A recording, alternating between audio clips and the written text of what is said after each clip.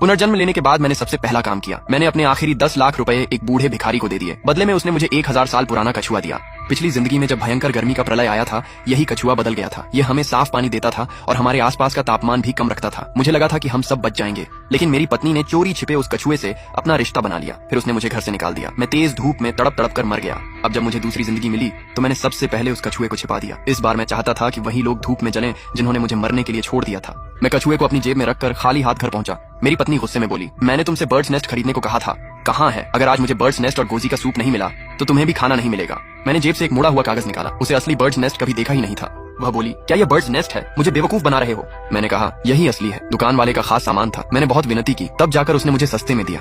वह थोड़ी देर सोचकर बोली, ठीक है, कम से कम अब तुम्हें अपनी जगह पता है, अब जाओ और खाना बनाओ। उसके जाते ही मैंने अपना कछुआ एक काले डिब्बे में सुरक्षित रख दिया। 2 दिन बाद, जैसा मुझे उम्मीद थी, कछुए ने सोने के सिक्के निकालने शुरू कर दिए। मैंने तुरंत वे सारे सिक्के बेच दिए और एक प्रॉपर्टी एजेंट को फोन किया। मैं बोला, मुझे शहर से दूर एक बड़ा विला चाहिए, जितनी सुनसान जगह हो उतना अच्छा। विला खरीदने के बाद मैंने एक जानवरों का आश्रय बनाया। मुझे पता था कि गर्मी का प्रलय आने के बाद बदले हुए जानवर ही मेरी रक्षा करेंगे। फिर मैंने शहर के सबसे बड़े खाने और सामान बेचने वालों से संपर्क किया। मैंने कहा, तुम्हारे पास जितना भी सामान है सब मुझे चाहिए, पैसों की चिंता मत करो। कुछ ही दिनों में ट्रकों से मेरा घर खाने पीने के सामान से भर गया।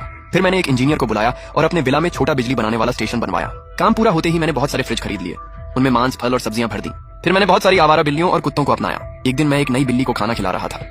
मुझे साफ दिख रहा था कि उसमें बदलाव शुरू हो चुका है। तभी सामने से चूसेंग आया। पिछली जिंदगी में वही मेरी पत्नी के कान भरता था। उसी की वजह से मुझे घर से निकाल दिया गया था। वह बोला, इतना अच्छा मांस जानवरों को खिला रहे हो, तुम्हारा दिमाग खराब हो गया है क्या? मैंने कहा, दिमाग तुम्हारा खराब है। वह बोला, अब तो जवाब ही देने लगे हो, इसलिए तुम्हारी सास तुम्हें निकम्मा कहती है। इतना कहकर वह चला गया। मैं समझ गया कि वह फिर मेरी पत्नी के पास जाएगा। जैसा मैंने सोचा था, उसने जाकर झूठी बातें बना दी। मेरी पत्नी अपनी माँ के साथ मेरे पास आई। उसने गुस्से में बिल्ली का खाना गिरा दिया और बोली, लोगों को खाना नहीं मिल रहा और तुम जानवरों को इतना अच्छा मांस खिला रहे हो। मेरी सास बोली, तुम बिल्कुल निकम्मे हो। अगर मेरी बेटी की शादी चूशेंग से हुई होती तो आज हमारी जिंदगी बेहतर होती। फिर दोनों ने मिलकर मुझे बहुत मारा, लेकिन मुझे पता था कि यह परिवार ज्यादा दिन जिंदा नहीं रहेगा। एक दिन इन्हें अपनी की सजा जरूर मिलेगी। उस दिन के बाद मैं और भी सावधानी से मोहल्ले के आवारा जानवरों को खाना खिलाने लगा। धीरे धीरे वे सब मेरे अपने बन गए। उधर गर्मी लगातार बढ़ती जा रही थी। पूरा 1 हफ्ता बीत गया, लेकिन तापमान कम होने के बजाय और बढ़ता गया। तब लोगों को समझ आया कि कुछ बहुत बड़ा होने वाला है। टीवी पर वैज्ञानिकों ने कहा, धरती अब गर्मी के प्रलय में प्रवेश कर चुकी है।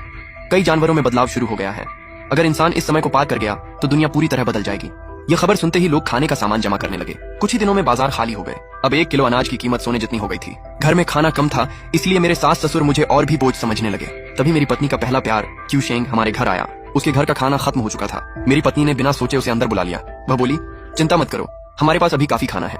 एक और आदमी के आने से मेरे सास ससुर नाराज हो गए, लेकिन उन्होंने कुछ नहीं कहा। मैंने धीरे से अपनी पत्नी से कहा, सुनो, हमारा खाना ज्यादा दिन नहीं चलेगा। एक आदमी बढ़ेगा तो खाना भी जल्दी खत्म होगा। कम से कम अपने माता पिता के बारे में तो सोचो।